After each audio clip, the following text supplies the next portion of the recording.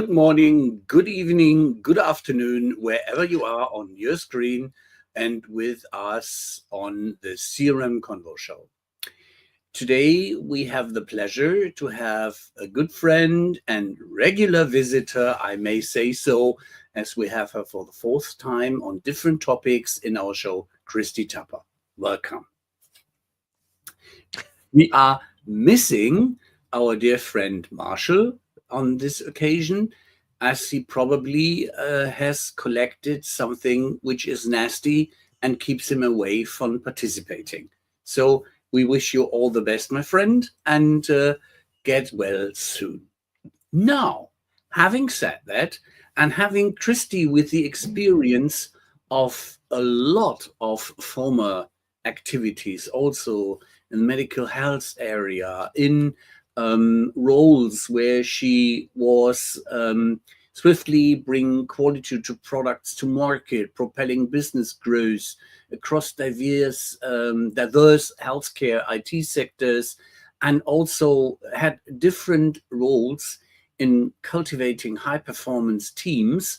And she is, to say so, to the benefit of their employer, very ROI-driven, to the benefit of their customers. And she's a team woman, such as she loves to work in teams, with teams, and create benefit together. That is something which drives me extremely optimistically and positive, that somebody like Kristy in a role with a company who is on the road and the journey to change the future of work with AI, that is a perfect fit. So now, after these warm words, Kristy, a warm welcome. The floor is yours. Hi. Hi. I'm really bummed that Marshall isn't here because I always have so much fun teasing him, but I guess I'm going to have to tease you instead, Rob. Well, we'll get that done. We might relay some teasing. Oh, I can still do it. That's awesome. He's not here to defend himself. I'm in. Yeah, right. Usual thing, but let's get into a bit of Topic. the other teasing topic. So we are in times of where everybody and their dog, probably also Marshall, is talking about agentic and digital labor. So will we be obsolete? Will AI take over and allow us to take vacation whenever we want to take? Basically always. I think you can take vacation whenever you want to, Thomas. But do I think that AI is going to replace human beings entirely? No, I do not. I think AI is exceptionally good at the things that it can learn and at the things that you tell it how to do, and at the tasks that you don't want to do every day. I still think that there is the need for human intervention in a lot of the AI processes. Are there some things that'll be replaced? Sure. It'll be hard for a junior developer to get a job. It'll be hard for a brand new product manager to get a job because AI can do all of that easy stuff, right? It's the hard stuff of knowing which thing to prioritize on the roadmap and how to debunk that code that you just wrote with AI. Those are the hard things. Those are the things that you need a human to look at and go, oh, yeah, here's what it is. There's a rub to it, actually, two. One is that if there are no juniors, there's nobody to become a senior, and seniors tend to get older and sometimes retire.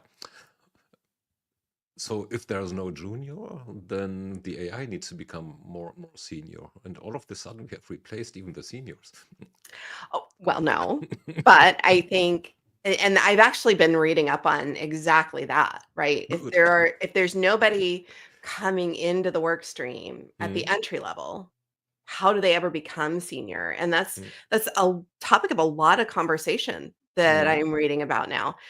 And I think you still need to make room for those people and you need to teach them. You still need to bring them in, but they're not going to be doing, if you bring in a junior level business analyst, they're no longer going to be reading and synthesizing documents. What you might have them do is make sure that the AI summary is actually what's in the documents, right?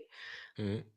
But them actually doing all the legwork, like I remember when I first started in business analysis, and you start on these projects and somebody hands you, I mean, this is a while ago, right? Where requirements were measured by thud factor. But somebody hands you a stack of documents and they say, okay, here's for the next project. You need to get up to date. We're going to have a meeting on it in 3 days. Okay. Oh, okay. Into Notebook LM and on VR.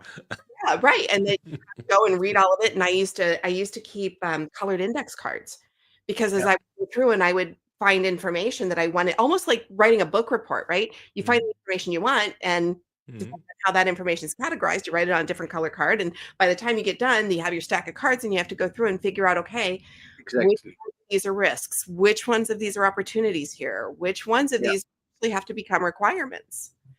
And so I think, it's kind of a reverse process. Okay, well, here's the summary that AI gave us. I need you to go check it and make sure that it's accurate. What else can you pull out? I challenge you. Pull 2 things out of there that AI didn't. Hmm. I think training your PM staff becomes different, or your development staff becomes different, right? Yeah, there we This are at eased. something that we learned last week. Well, you not, because you haven't been there. Well, you could have listened to Sridhar Vembu's keynote, actually, because it was streamed. What he says is, developers in particular, it's 10x to 100x. Which means that, well, if the efficiency, in terms of efficiency or productivity, Oh, yeah. if one developer can do what 100 developers could do, then you don't even need the junior anymore. So this sort of contradicts yourself. And what's on top of that, the output, what in a coding level happens is that's a structured output that can get validated, at least syntactically. Just dump it into a compiler, then you see where it fails. Yeah. The logic might be something different, but if you're getting into this type of structured work, that sort of invalidates your reading to some extent. So where does hope end, and where does reality start? I don't think that's true. I think you will increase the productivity of your development staff. Absolutely. 10x, sure. I still think, unless you want a lot of lawsuits looking you in the face, you're going to be looking at that code and testing that code and making sure that code does what it's supposed to do. And when it doesn't, you have the junior guy go in and figure out why not. Because if it was written by someone with a lower level of skill, it was probably written using AI, right? Developers now are writing code using, going out to Claude and asking Claude how to do it. Sure, Claude will tell you. But when you put that into practice, if it's not giving you the right answer, they still have to be able to figure out why that is. Yeah. And it's not even Yeah. factually accurate, right? It's Mhm. completeness. Yeah. It's relevance. It's Mhm. context. Mhm. And you have to make sure all of that is there physically. Yeah, now, out of my experience, the one who needs to debug the stuff better be more senior than the one who coded it. Yet That another is argument against it. that is a very good argument and a very clear point I enthusiastically embrace, as I do encourage that you keep in mind what some ethics professors on AI in Germany has mentioned several years ago in a study, that it depends on who has programmed the stuff, who is learned by the AI, such as women programmers do different programming stuff like male programmers. So if you see that you learn court or jurisdictional stuff for lawyers and judges, that they in certain regions have a lot of stuff they learned in areas where you could say the learned stuff was biased, such as they claimed some court and sentences where thefts were analyzed, and very much colored people were sentenced more stronger than non-colored people. And this put into an AI could give some bias to the learning process. And this is something which is very important to watch for. Such as one advantage I would like to know if you see that probably. We are talking about the juniors, we are talking about the seniors, we are talking about the seniors which go into retirement. And what I observe very strongly is the loss of knowledge in organizations. Could AI be the savior of lost knowledge? The non-documented knowledge? Give me an example. Somebody is knowing how to operate a machine to make little nails for leather seats. The gentleman is now 95. Nobody knows any longer how to operate this machine. What he did before death, what he did before death is that he wrote down and draw some pictures with his son and his grandson to illustrate and how to operate this machine. 10 pages. That's all what is left. Yeah? One example I have. Yeah. The other thing is core banking systems that are still programmed. Genau. COBOL. COBOL, yeah. Yep. They got created probably in the 70s. And what happened in the 90s already? All those seniors, those war horses, got laid off. And then came Y2K, and nobody could adopt the systems. So they all So got the called back as systems, contractors. They got all called back as Consultants. contractors and, well, got remunerated fairly well for their troubles. Yeah. But Yeah. I mean, this is loss of knowledge, right? It's not loss of knowledge if you transfer the knowledge. Yeah, well, that was Ralph's point. So Right. could AI be the one, or an AI be the one, the system, the target system of this knowledge transfer? Could it help with that? Absolutely. Hmm. Absolutely. I mean, if you have a story and you want to document it, you put it in AI. If you have a source system that's going to hold it for you, sure. But what's the use of documenting it if you're not going to apply it going forward? And Do you know still what? Are have you to looking have, in to? the case in Rolf's example, even if you Mhm. took that document Mhm. and those drawings from that man and you put them into AI so that AI could feed it into a machine that Mhm. does all of this work now. So it's no longer the artisan, the craftsman, the man actually making these leather pieces with the nails, right? It's AI feeding the information to a machine. Mhm. How's that machine going to know when it just misses the corner? Is that machine going to know when the leather doesn't look right and there's something wrong with the quality? Is that machine going to know just how to drive that exactly like that craftsman did? And Yeah. so there still has to be a human in the process that understands and quality checks something like that. In addition to the fact that a lot of people these days are looking more for things that are craftsman, handmade, things like that, right? There's a huge resurgence of that kind of craft. And I think I think there will always be a human in the process. Very good to know. And that is a very optimistic perspective I'd love to elaborate a bit more on, such as where are we humans still needed? You gave us just one example out of your experience. And where do you see another topic we love to talk about, the empathy benefit with the human in the loop? Is it still valid? Is it still needed? And where in the main area of experience? Absolutely. If you're designing a computer system, let's say you're a product manager and if you're doing any kind of system design, system creation, you better be doing it using some kind of human-centered or user-centered design principle, right? AI is not going to sit there and watch the motions of that person as they do their job and be able to predict a thought pattern that the person's going through as they search for a piece of paper, and they look at the paper and they mark something on it with their hand, and then they go back to the screen, and then they have to jump back to another screen, and then they come back to the screen they were on, where a human is going to sit there and say, that was inefficient. Make a note. Ask them why they did it that way.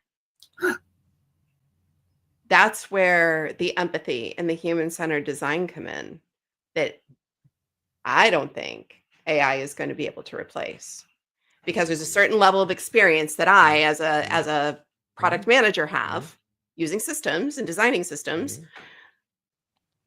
that tells me that that user should not have done that way. That looks inefficient to me. Let me make a note. I'll probe that later. And you continue to observe. Why so much product in general then developed and implemented in a way that it's hardly usable? Oh, you want to have a user-centered design conversation? I'm really good at those. No, so we came from an empathy point of view. Yeah. So this is, well, one of my duck examples. Ralph knows the quote. If it looks like a duck, walks like a duck, quacks like a duck, it probably is a duck. And now empathy is something that you receive. Empathy is also something that, not receive, perceive. Sorry. Glitch in the translation. What you perceive. So now, looking back even into the 50s, when ELIZA got created by a guy called Weizenbaum, the first AI system ever known was a psychiatrist. And people could not distinguish this very rudimentary system. I mean, we are talking 50s here, right? It was 56, I think, from a human. In 2022, there have been studies showing that patients felt be treated more empathetically by a chatbot than by their doctors. So there clearly is a thing, a possibility in there. That's very sad, but I get it. I had the same experience when I came back from Atlanta, and I was so sick, and I was coughing all night. So the next day I said, okay, I was too sick to leave the house to go to urgent care. And so I thought, okay, I'm just going to make a telehealth appointment. And I entered the waiting room, and I was in the waiting room for 57 minutes. And my conversation with the provider was 2 minutes and 25 seconds. Oh. She called in an antibiotic, a cough medicine, and something else. I don't remember what. And I was done. And she didn't tell me what I had. She didn't tell me what I suspected, didn't tell me to follow up with my primary care provider. And I looked in my chart to find out what the diagnosis was. And it was acute cough. And I'm like, oh, yeah, I already knew that. But okay. So that night, after I take her medicines, that night, I'm still up coughing all night. And I asked Claude, what is this? Claude was very concerned about me. Oh, Believe it or not, Claude actually kept saying, well, tell me a little bit more about this cough. Are you coughing up anything? What color is it? I answer Claude. Claude says, I think you might want to see a provider as soon as possible. Tell me, are you having any of these symptoms? Well, yes, I am, Claude. You might want to consider going to urgent care, or if it's late at night, you might want to consider going to the emergency room. Like, absolutely. He was very much more empathetic than the telehealth provider I had. And Claude got just humanized. But Claude was wrong. Well, ouch. The doctor was wrong probably too. But well, I mean, the doctor was right in the fact that, yeah, I had an acute cough. I mean, everybody within 2 miles of me could hear that I had an acute cough. But the advice that Claude gave me was incorrect. And when I did follow up with my doctor said, no, you never use heat for that kind of thing, ever. You need to use ice on your throat. Oh, okay. That'll stop the cough. Okay. That sounds like use glue to get the salami and the cheese on the pizza. Right. Which was Gemini. Right. So they may be very empathetic, but their answers aren't always right. Good point. But what does back to what people's role is in that? So how do you see the skills that people need to have change in a world where there's more and more technological support? I think it depends on who you are and what you do, right? That sounds like a consultant answer. Well, but it's true. If you're a doctor and you need to do surgery, AI is not going to do the surgery for you, nor is it going to always properly diagnose you, right? So, I mean, if you're a heart surgeon, nobody's going to want AI operating on their heart. Nobody's with the diagnosis. Let me follow up with another study there. This was about identification of cancer. And guess who was better? The doctors or the machines? I have questions about the source data. Well, it was a scientific study done by, I think, what is near Boston? Hopkins. I'm so bad with names. I would have to What's the see medical school the near source of that. Boston? The big medical school near Boston. Harvard? There's another one. Johns Hopkins. Well, clinic. Johns Hopkins is Johns in. Hopkins, yeah. It's not Boston, yeah. So my geography is poor. Yeah. Okay. But what they did is basically a survey on X-rays. Gave them to a bunch of doctors, I don't know the numbers anymore, and had the same X-rays examined by, well, an AI system. The question was, cancer or no cancer? Well, Johns Hopkins, Rhode Island. Okay, thanks, Ben. And what they found out is that the best hit rate, the highest hit rate, was when an AI and a doctor, well, a real doctor did it together, was better than the doctor and co-doctor, which actually were scored lowest. And I don't doubt that at all. AI only was better than doctor and doctor. So, which basically says you're saying, well, it might be wrong. So what I'm saying is it might be wrong less often. Yeah, I don't know. And without knowing the study, I can't speak to the study, Thomas, without knowing the details. But I would say AI and doctor, sure. Absolutely. But you still got a doctor in the mix. Yeah, well, the AI isn't going to do the surgery to remove the cancer. Not yet, yeah. Not yet. We already have telesurgery. How far is the step? And I don't know. There's robotic surgery, by the way, already. Yeah, which is controlled by a doctor. And look at cancer treatment. There's something called CyberKnife, which is basically controlled by a program. Well, sure. It's programmed by a doctor based upon an MRI, but it's it's still a machine that does the job. The machine does the job that the doctor tells it to do, yeah. Yeah, well, an LLM got told what to do as well by someone who hopefully had some knowledge, and not by me, for example, when it comes to that situation. Sure. I would like to do my own survey to find out how many people are willing to go under the knife for brain cancer to an AI and a machine versus a CyberKnife is a radiation therapy. It's a radiation. I share your concerns, Kristy. Yeah. And, it's not only the brain, but where you have a lot of operations with early stage robos and the surgery of back operations and some stuff where it is important that you have a lot of guidance.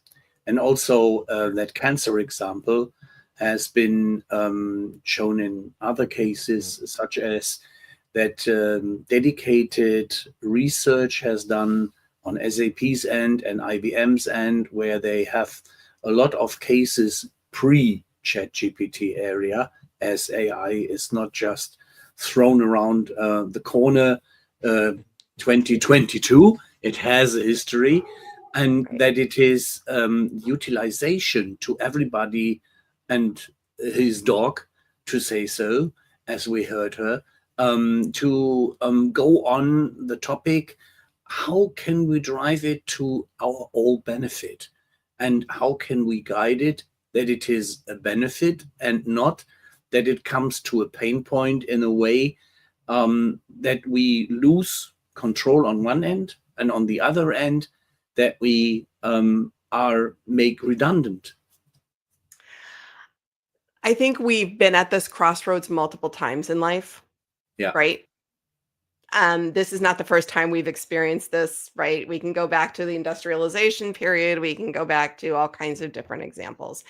I think what you see is as AI takes over the jobs that it can take over, the people get to do the stuff AI can't, like the creative work, like the highly skilled technical work, all that kind of stuff.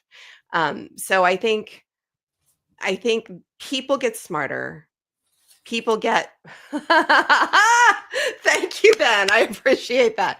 People get smarter and people get to do the things that people do best versus machines. Now, that was the medical example, but let's talk about being a consulting agency, right? If you're working for one of the big three right now, I'd be a little concerned because there are a lot of companies out there that are gunning for consultancies because a lot of what they do, a lot, not all, a lot of what they do can be replaced by the functions that AI is best at. Ouch. Also happens within Sorry, guys. also happens within those big consulting companies because they increasingly build their own analytic systems or AI systems, and guess what they are doing with their junior consultants, apart from not hiring them. Right. Or look at Meta. They disguised it as performance related, but they also shortly before said that their AI is capable of doing mid-level programming. Sure. So Sure. yeah. And I'm sure it is. I mean, we've got developers that rely on AI when they code. Okay. As long as you know what that code is doing and why it is doing it so that you can debug it when it doesn't give you the right result.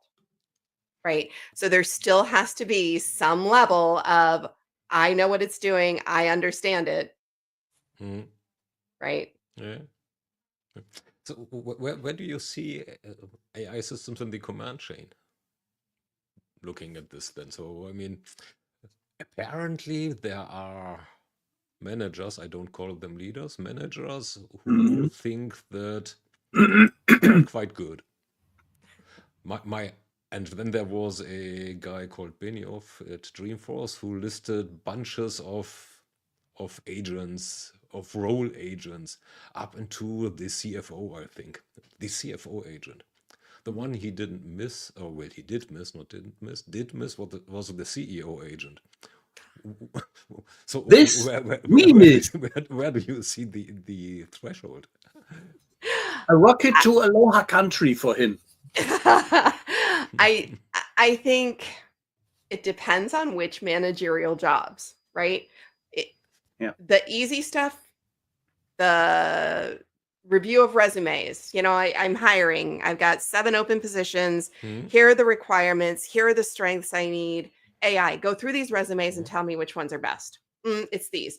Okay, great. I can interview them in that order. Maybe I like the first guy so much I don't bother.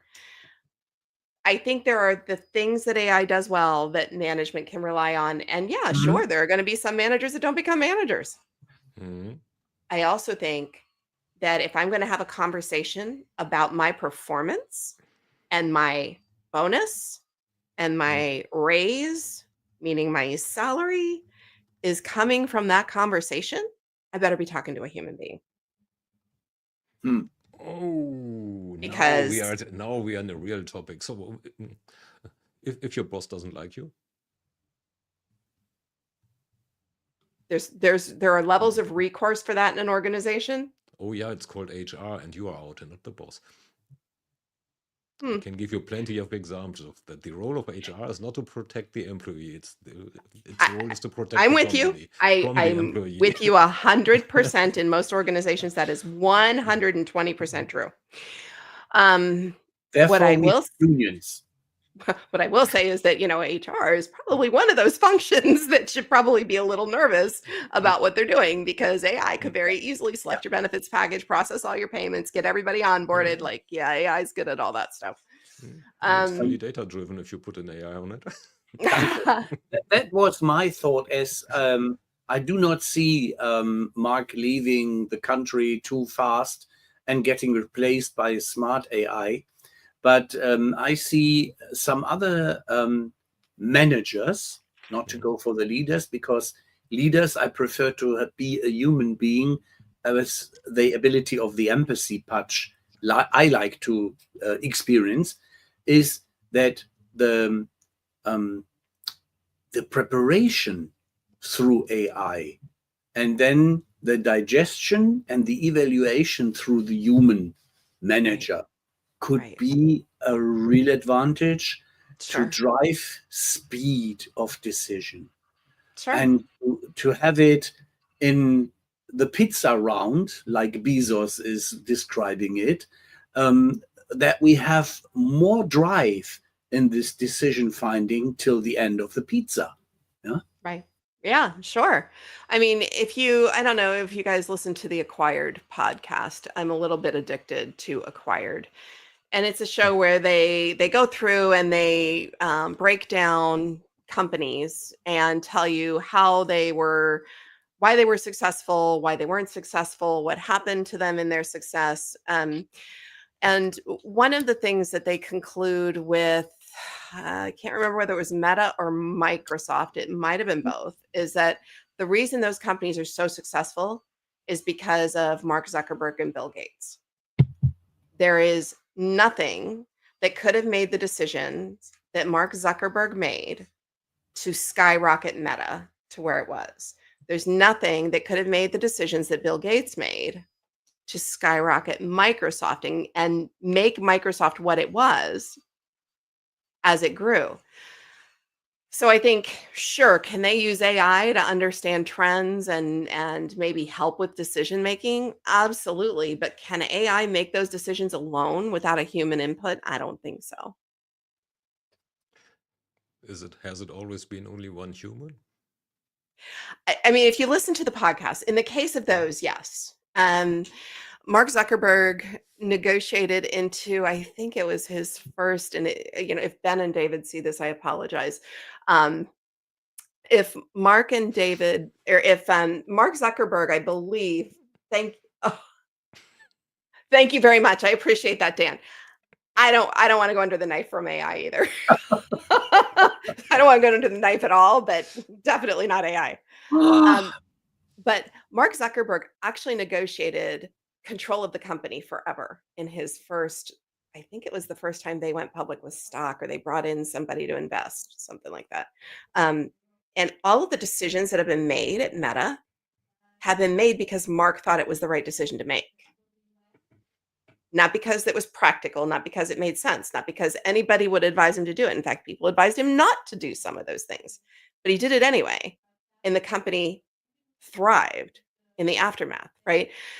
So, and I apologize to Ben and David. I'm not doing anywhere near justice to all the research that they put into their episode on Meta and all of the things that they pointed out. But it's a good point, right? Like you can have AI do all of the synthesis for you.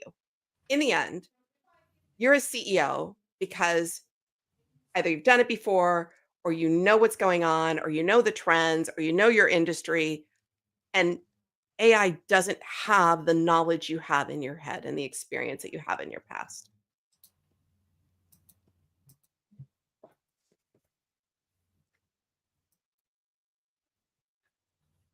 Did that answer your question? Stunned silence. Now one could say that, well, knowledge is gathered and the technology moves forward fast. So what we already see is that or what we see all the time actually. First, the simple problems get solved, then the more complicated one, and increasingly complicated ones, and sooner or later we end up at the complex ones. Sure. So in business terms, this is called disruption from below. Look at, well, many car makers, for example, that got just moved out of business by Sure. providing something that can do as good or good enough at a better value, which priced the other ones out of the market. How does Right. well, sooner or later, maybe not now. And I think I've heard about even a full AI company where even the CEO, well, there's no human in the company basically. It's If all you're AI. if you're going to talk about the Goatsius Maximus thing, that's a bad example because I think it's broke. So let's move on. No, but the point is there is a trajectory of moving up the food chain. And Sure. and the ones who are saying it's not there are usually the ones whose jobs are affected next. I don't disagree with you, but think about your human experience for a minute. Hmm? When you come out of college, you take your first job, you learn something.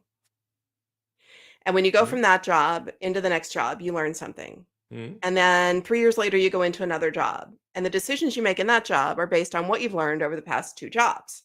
And now you're 10 years out from college and you've got your college experience and you've got 3 jobs under your belt and you go and you take a management position somewhere. And now you've got 10 years of experience, 4 years of Hmm? college, and you've got some knowledge there.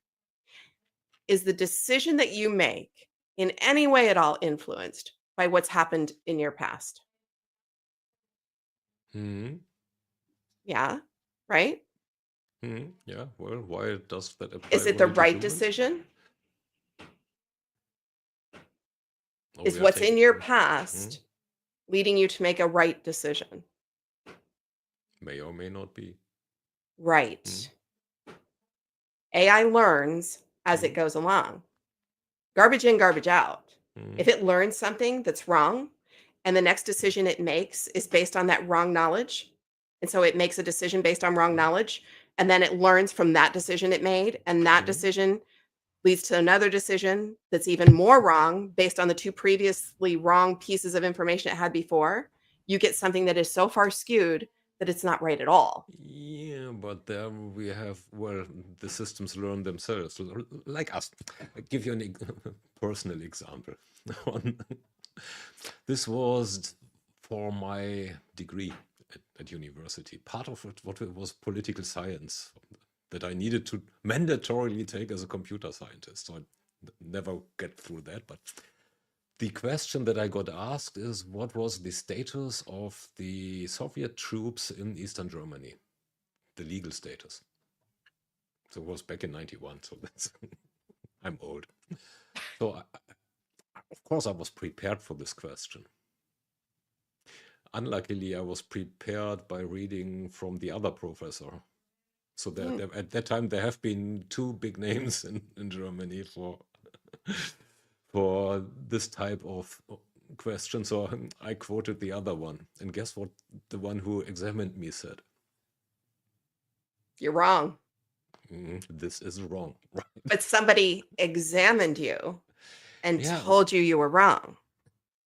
No, I'm not wrong, but he just said another opinion. That the point is one learns from that, even, and that's called reinforcement learning, with or without human in the loop.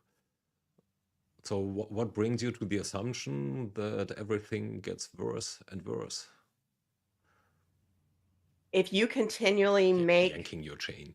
if you continue you are my favorite curmudgeon. No. What was it? It wasn't curmudgeon. It was contrarian. No, contrarian. The curmudgeon is Josh. No, I mean, if you think about it, if you make a decision that's based on wrong information, nobody corrects you, Mhm. and you go forward with that understanding. And let's say you root some of your ideology in that understanding. Yeah. And I'm not gonna, I mean, there are a lot of controversial topics that you could think Oh, of yeah.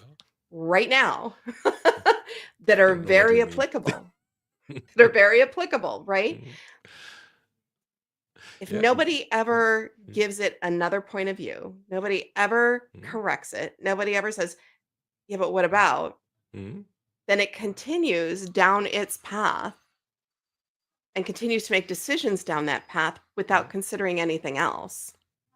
Yeah, but it creates new data, and as said, there is something called reinforcement learning, Right, but which as it creates that new data, that new data is based on a bunch of wrong things. no, but it basically shows you that the result, the outcome wasn't what you wanted to achieve. Define wasn't what you wanted to I achieve. mean, if you take a decision, you take the decision to achieve something, whatever it is. I want to go from A to B. So I plan my route on my map and, well, take the wrong crossroads. Yeah, Mhm. the good old redundancy. I don't arrive at the place that I want to arrive at. So I learned from that. Next time I take another crossroad because the outcome wasn't what I wanted to achieve. That's very measurable. What about Yeah. something that isn't quite so measurable? Tell me something that is not measurable. We're going to reduce inflation. Very measurable. Is it? Yeah, if you want to reduce inflation, you have an inflation rate. I don't know what it is right now, 3%, 2.5%. You take your next measure a while after you took some action and find it's 5% and not 1.5. So means you So, measured. but you're looking at a general index. So if Mhm. inflation has gone down for material goods, but the cost of groceries is still up, do I Mhm. feel like inflation has gone down? Did I achieve what I was setting out to achieve? Right, Well, you are. inflation is a definition. And Germans are always N- whining, so Well, no, everything's getting more inflation expensive there. the inflationary index is what somebody said it was. Yep. Yeah. It's not Yeah. it's not that may or may not be the right definition of whether inflation has gone down or not. The thing is that we have here the number topic and the experience gut feeling topic. Right. And this is exactly what you are jumping on, such as, do I feel from what money I have to spend to survive that it is not going down? Because unfortunately, I'm not buying these industrial goods like panzers, airplanes, machine guns. None of these go into inflation. Why? You are right, as if you go to the Ministry of Statistics or the Statistische Bundesamt, they have a standard so-called groceries basket.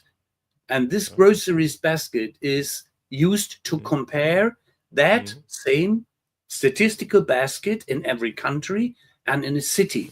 That is how you get your tax-free allowance if you are in a foreign city and you need to go for a room, for a hotel, for a meal, for standard services. And they estimate from this what you get on top of your allowance for if you are in that city to go for your extra money, Spesen. Yeah. Expenses, yeah. Expenses, danke. Yeah. Sure. Sometimes if I go into detail, I'm missing the words I'm not using in routine. Yeah. So I'm quite convinced that nearly everything that we do, we can have a KPI for. Nearly everything. Sure. And internally, we probably have whether it's perceived inflation or the definition of inflation. I mean, But when it comes to an election, what matters? Ooh, that is an interesting topic in a country lies where most? nobody would like to talk about politics. And I'm not Holla, I mean holla, holla. I'm not talking about current political topic, right? Let's just say Okay. in Thank you general, very much. President Sam, Uncle Sam Yeah. is president and he got elected based on he's going to reduce inflation. Do I care what that statistic says if I still can't afford my groceries? Am I going to vote for Uncle Sam again? No. No. And as we made the circle on data-driven Right. coaching and expertise for decision making, it could be marvelous if some politicians would utilize 5 different AI systems to do Sure. some interesting decision making, which is Sure. absolutely different to what we see here in raising of customs or taxes or what happens these days day by day. Yeah. I was wondering on that. I just want to jump on my favorite one, which is ROAI, such as where, as a KPI, do we have an honest measuring on KPIs to measure the return on investment to artificial intelligence? And how will this influence the future of work? I think this is where AI is really good. I super. think you can very easily measure the ROI on AI Really? based on based on productivity, Yeah. staff performance, upskilling the lower end of your ranking system, right? Bringing the people who aren't as good as some of the other people up to a common platform, right? So everybody's using AI in your company and everybody's got access to the same information and AI is synthesizing the information the same way for everybody, then you all kind of know the same thing, right? So I think AI is really good at those things. And I think when you talk about ROI, you're talking about a very specific dollar amount, a dollar calculation. I know what my return on investment is from AI if all I change is bringing AI into the workforce and my cost of workforce decreases by 25%. Okay. That is a very Right? interesting topic, especially as you created something which I have a comparison to in the racing sport. If you see that everybody has the same technology and no benefit in technology, it is depending on the skill of asking the AI the right questions, or as in the racing sport, the Formula V, which was an old Volkswagen engine and a standardized cockpit in a standardized frame, and the skill of the driver was the competitive edge. Yes. Do it or die. Yeah. Yes. And the skill of your staff becomes ultra critical when you eliminate the ability to understand and synthesize and categorize data, structured and unstructured. The skill of your staff is then what differentiates the staff. It's Bingo. not, oh, well, so and so has this experience and we don't know anything about it. Now this person is able to be so much better than all of us, right? If all of that information, everything being the same, it is definitely the experience and the skill of your staff. Lovely. How do we skill them right? How do we enable them in a proper way to be at their best? Like the minute manager, catch them when they are marvelous. I think AI is a great answer to that, or at least a partial answer, right? Because for example, okay, one of the things that we're doing, I wasn't going to do this, but now I kind of have to. One of the things that we're doing is we're targeting a business analyst, right? Mhm. And so a business analyst at a consulting firm. And you have all levels from business consultant, top level business analyst, down to BA, BA1, like just came fresh out of college, just starting. Mhm. This business consultant has a lot of experience and knows how to take these documents and dissect them and synthesize them and make sense out of them. This BA has just learned what color the index cards are, right? Ouch. Mhm. It's true, right? Oh, we use blue and green index cards here. Okay, I just started. Now I know. If you do all of that work for that lower level business analyst, they are automatically starting here with a great level of base data Okay. that upskills them right away to be able to perform at a higher level. Are they still as good as the business consultant? No. But are they where the entry-level BA used to be? No. Automatically, your ability to handle projects, your ability for applicability, your contextual perspective are immediately improved. Mhm. There's quite a lot of discussion going on in the LinkedIn feed here, actually. Oh, Let me well, let's talk let's about it. yeah. So there, right. Now I need to find the right one from here in the feed here because love here. Oh, wait, is that Mary Beth Yeah, Anderson? Hi, Mary yeah, Beth. right. Hi. Mary Beth Good to was see the you. one with the great question. So you brought up the topic bias and doing the wrong Mhm. thing for the wrong reasons. So Be how? careful here because Mary Beth is really smart. Well, that makes two people We in did this bigger conversation. The other one being you. Oh, was not the topic that we didn't So think that yeah, by her question as she placed it, she is right. Huh? yeah. So yeah. how to avoid it? Or Yeah, I mean, that's is it exactly what we were saying, right? AI is must based on AI be source data. avoided? Is there bias? Yeah, Uh-huh. well, my textbook was based on source data as well. Brought me a bias that made me nearly fail my exam. Same thing.